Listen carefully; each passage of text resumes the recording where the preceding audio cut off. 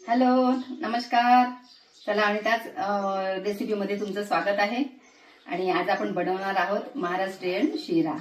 तर तो अगदी 2 ते 5 मिनिटात होणार आहे. हा, चला तर मग आपण बनवूया महाराष्ट्रीयन शिरा.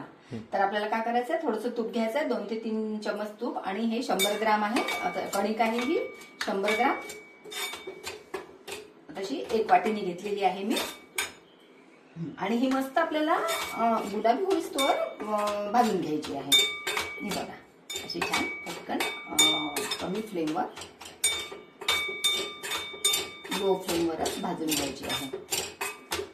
हा असा मौसूद मस्त छान बनणारा शिरा. कधी कधी आपल्याकडे पाहुणे येतात, तर रवा नसतो, आपण कधी गोड करायचं म्हटल्यास तर आपण कणकेचाही पण हा शिरा ना एक मस्त छान पदार्थ बनतो.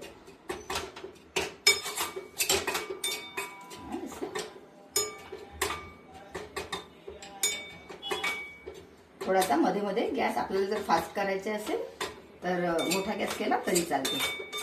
बघा,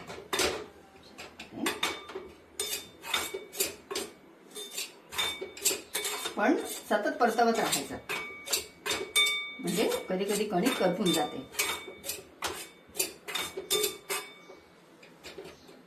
त्यातच थोडे ड्रायफ्रुट्स पण टाकून द्यायचे, म्हणजे ते मस्त असे क्रिस्पी होतात.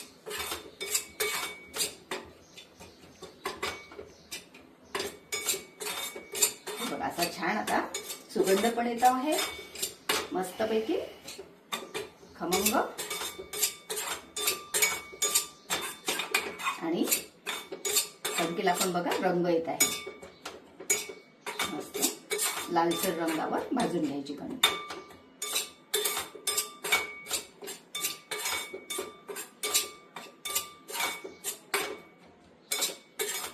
आणि त्यानंतर काय करायचं आहे की आपण जेवढी कणिक घेतली तेवढंच दूध घ्यायचं आहे.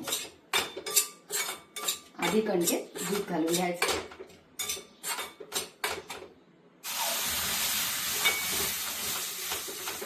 थोडं थोडं करून घालायचं.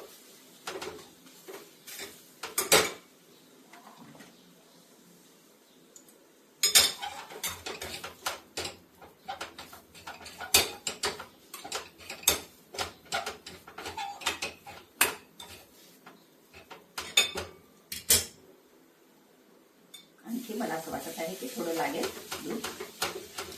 100 ग्राम दूध घेतलेलं आहे, त्यातलं थोडंसं राहिलेलं आहे. बस हे गठ्ठच यायला लागले की आपण साखर घालणार आहोत. साखर आहे ही 50 ग्राम. 100 ग्राम कणिक आणि 50 ग्राम साखर. समजा तुम्हाला जर गोड आवडत असेल तर थोडी जास्त साखर घालू शकता.